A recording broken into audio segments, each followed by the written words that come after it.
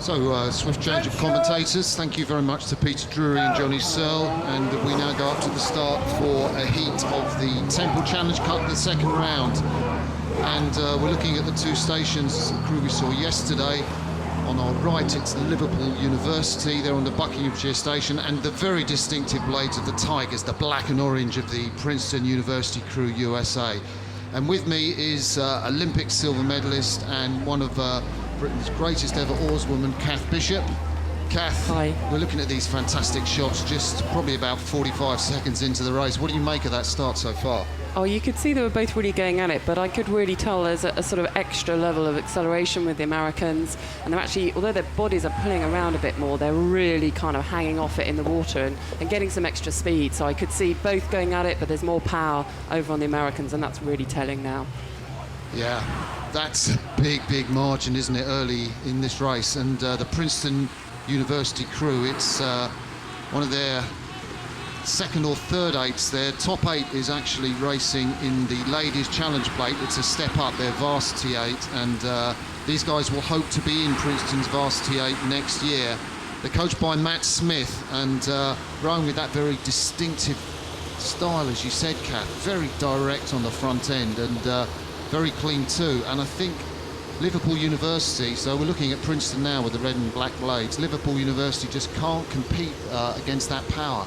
No, you can see that they're really holding the blades in a bit longer, so the blades are covered and they're just getting more power on, and that was evident in the start, and they've got more power down the course, but they knew that if they put that in at the beginning as well, then they get themselves clear, and it's going to be hard for Liverpool to find a way to respond. So we're looking at this fantastic view back down the Henley course with the umpires launch in the centre. I don't expect the umpires going to have much to do in this race, pretty much done and dusted as it is, because the Princeton crew we're looking at there are steering right the way down the booms, and that's a nice course, and they're well clear, aren't they, as the camera pulls out of the Liverpool University. A very good crew, finished in the top 120 in the men's Head of the River race, which was held in March, so real good pedigree, but up against these guys from the States, they're finding it really tough. Yeah, it is a hard one. I mean, they've done a brilliant job to get here, to get in the event, to get through the first round. And so for Liverpool, you know, all credit to them. But you can see that the Princeton crew have now dropped their ratings, so they're doing less strokes per minute, and they're still moving away. Yeah, and we can see back on the left-hand side of the course, the Liverpool University 8. I mean, it is fantastic, isn't it, to see an 8 from Liverpool University. And their boat club has been brilliant over the last few years. Very strong men's and women's programme. I know they had a great women's 8 that were sort of dusting up with Warwick University Women's Boat Club last year. And credit to their coach, Val Edwards, who also coached at Runcorn Rowing Club. And you know, it's great to see the work that he does. And we're looking at Liverpool University there, and there's a stroke, Ollie Wilkes, and we're getting a good view of Ollie Wilkes just there, and behind him the Cox, James Plunkett. So I think it's great for the students of Liverpool University. Don't be dispirited by this margin if you're watching, because this is a fantastic American crew, Princeton. And I guess for aficionados of rowing, Kath, the way the blades are configured in that Princeton boat is slightly odd. They're not evenly spaced on the boat. I don't know how you feel about explaining that to the non-rowers watching when we get a closer look at that Princeton 8. I mean, the basic thing is they've still got 4 each side. What they've done is to put 2 oarsmen on one side closer to each other, next to each other, rather than alternate. And that's something that's often done to try and get the best distribution of power down the crew. So you want your boat to go as straight as possible, and you'll have people with slightly different power capacity. And so a coach will be looking at making sure that it's balanced up. And sometimes going alternately down the crew means you're just left with a slight imbalance of power on one side.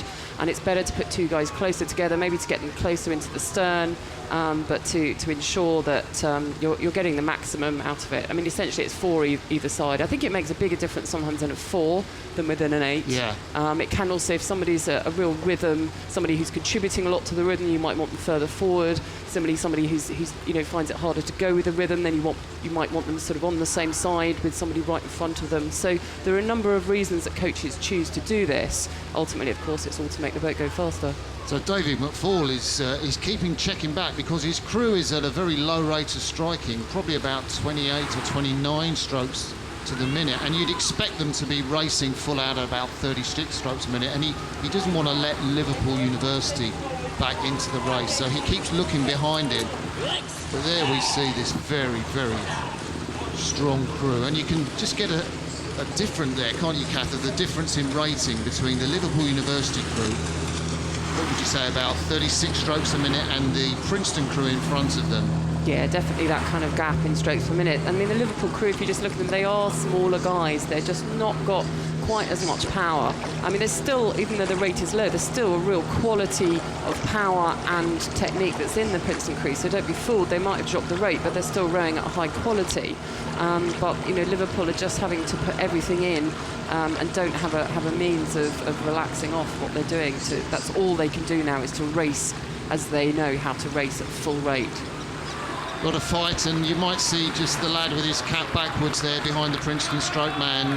That's John Lord, who of course was in the Abingdon School 8 last year that won the National Schools Gold. And there he is, just 1, 2, 3 from the left of your picture in that Abingdon 8. The Brit just comfortably helping his boat to a strong victory. Won't be an easy victory. Liverpool have fought all the way through. But Princeton did have that easy and take that verdict. I guess that's going to be something in the order of 3 lengths or so. Well done, Liverpool University, crossing the finishing line. Credit to your University Boat Club, and I know it's a big day for everyone connected with that boat club. But no doubt it's the men from Princeton University Boat Club, the Tigers, the orange and black, and they move through to tomorrow's round in the Temple, where I think they will race the French University crew who won earlier this morning.